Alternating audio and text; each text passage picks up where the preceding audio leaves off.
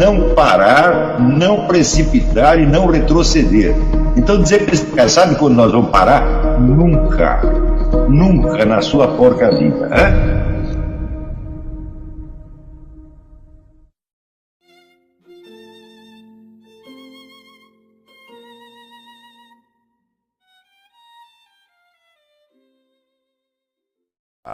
A compreensão da linguagem vai além daquilo que foi dito.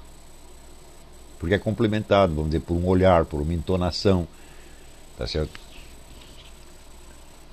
Na verdade, a nossa capacidade de perceber essas coisas é uma coisa absolutamente extraordinária. Isso tem sido explorado nos últimos anos pela programação neurolinguística, que também só arranhou um pedacinho da coisa, né?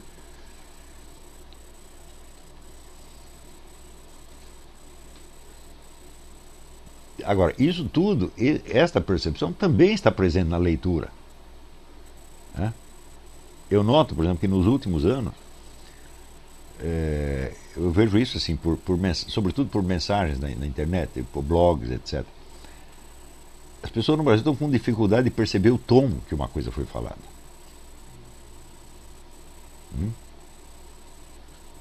Isso aí é grave. Em grande parte, o responsável por isso chama-se maconha. Não, verdade. A maconha ativa os centros linguísticos e deprime a percepção, deprime a memória. Então, a máquina de falar está desligada da máquina de perceber. Portanto, a máquina de ler também está separada.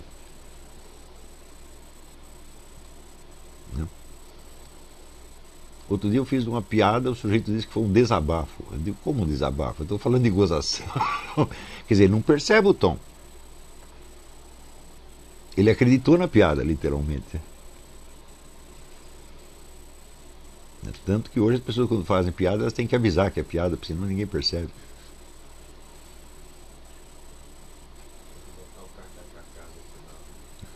Então, isso quer dizer que existe uma imensa capacidade de adivinhação no ser humano. Não é bem uma adivinhação, mas é uma percepção de uma coisa que é meramente potencial. Não é isso? Que é exatamente o que eu chamo o círculo de latência. Quer dizer que você, quando percebe um objeto, você não percebe só a presença física dele e não percebe só a forma inteligível dele. Você percebe o que ele pode fazer ou o que você pode fazer com ele. Isso tudo está presente. Eu dou um exemplo, você está andando na rua e tem um cachorro deitado. Você percebe só que é um cachorro? Ou você percebe que ele pode abanar o rabo, ele pode rosnar para você, ele pode sair correndo atrás de você, pode te morder, pode sair correndo, pode fazer uma série de coisas. Se você não sabe que ele pode fazer tudo isso, você não sabe que é um cachorro, porque esse é apenas um cachorro empalhado. Não é isso? Então, a percepção desta força que está presente nos objetos, força ou de agir ou de padecer uma certa ação, tá certo? Essa percepção é imediata. Você está vendo um monte de livros, aí você pode lê-los, mas não pode comê-los, ou não sabe? Quer dizer, a forma deles não admite essa ação. Não é isso? Você sabe que eles podem cair da estante, mas eles não podem sair voando.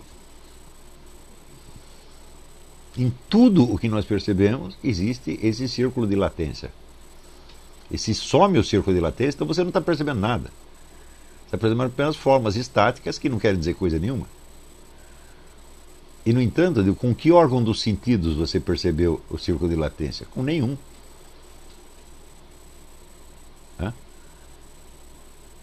Quer dizer, isso não é propriamente uma percepção sensível e não é somente, vamos dizer, uma atividade da sua mente, não é um pensamento que você faz. Por quê? Porque você sabe isso imediatamente. Você não precisa pensar. Então, é uma percepção e, ao mesmo tempo, ela não pode ser atribuída a nenhum dos órgãos dos sentidos. Mas algumas latências são comunicadas pela própria forma física do Sim, né? Sim. Claro. Deve ser percebido. Não, em geral elas são.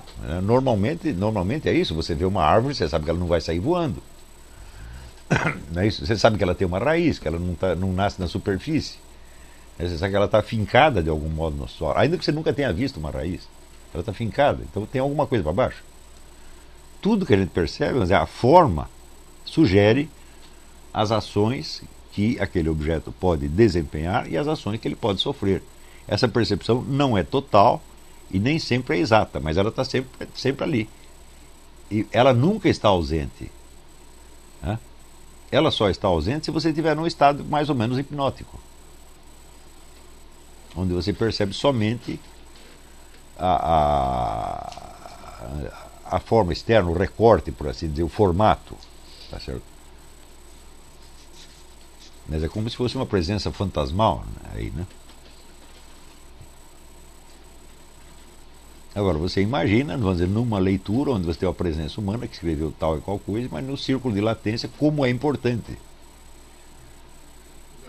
Oi. Diga. Qual é a pergunta? Fale bem alto. Dante Henrique, ele pergunta como dosar a ansiedade na leitura e como calibrar a atenção para que outras leituras e conhecimentos e saberes não interfiram na leitura em curso. Bom, essa coisa não tem solução. Isso aí depende do seu improviso. Isso é claro, por exemplo, veja, existe a ansiedade de ler mais. Né? Quer dizer, pela própria mecânica, até ótica. Você quer prosseguir e outras palavras, e outras, e outras, e outras, e outras. E daí a atividade ótica passa na frente da sua atividade imaginária. Esse é um problema. Eu não sei como resolver isso, senão você voltando lá de novo, de novo, de novo. Quer dizer, vale a pena você até ler mais devagar para que isso não aconteça. Não é isso? Agora, que outras leituras vão interferir na sua leitura é inevitável. Por exemplo, você está lendo, supondo que você está lendo palavras que você já conhece de algum modo. Então essas palavras já trazem uma carga semântica anterior. Essa carga semântica anterior ela não vai te atrapalhar. Você vai supor que a carga semântica que está no texto é mais ou menos a mesma que você já conhece, mas pode haver alguma nuance diferente. Mas se você não tivesse o conhecimento da carga semântica anterior, como é que você ia perceber essa diferença? Então quer dizer que as outras leituras anteriores elas não têm necessariamente que atrapalhar, ao contrário, elas ajudam. É o negócio que diz o Borges, para você entender um único livro, você precisa ter lido muitos livros. Mas também existe, é claro, existe a associação de ideias. Que o sujeito usa determinadas palavras que você leu num outro contexto e você dá a essas palavras o mesmo peso que você já conhece. Às vezes você faz isso errado. Uma coisa pode não ter nada a ver com a outra, quer dizer, uma associação fortuita que se deu na sua mente e que não está na intenção do autor, não está no texto. Né? Isso aí você vai ter que corrigir um por um pelo resto da sua vida. Sem contar o fato de que no meio brasileiro certas palavras já estão imantadas de valores emocionais independentes dos seus significados e dos seus referentes. Não é isso? Então, vamos dizer, é o que eu chamo de comunicação animal, que o sujeito fala certos sons que imediatamente vão despertar certas emoções sem referência à realidade externa.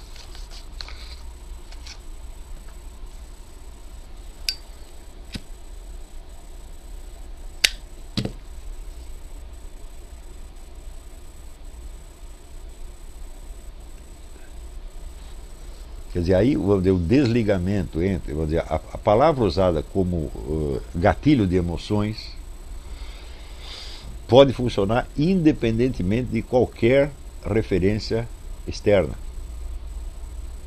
Isso funciona realmente. É um método hipnótico, na verdade. Isso quando o hipnotizador encosta o dedo na sua mão e diz que é um cigarro e a sua pele aparece queimada, tá certo? Não havia cigarro nenhum, não havia o objeto capaz de produzir aquela ação. Isso tudo se deu dentro da sua mente. Foi a comunicação direta entre a palavra do hipnotizador e o seu cérebro. Tá certo? Eu acredito que a maior parte do que se fala e se escreve no Brasil hoje é assim. Quer dizer, uma comunicação puramente hipnótica. Mas as pessoas não se lembram de olhar para o objeto e dizer, peraí, mas do que você está falando?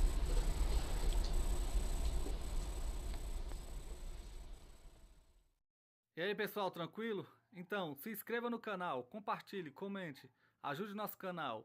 Os links estão na descrição do vídeo. Você pode participar pelo Apoie-se, pela vaquinha. Qualquer forma de ajuda será muito bem-vinda. Pode curtir, comentar e compartilhar também para ajudar nosso canal.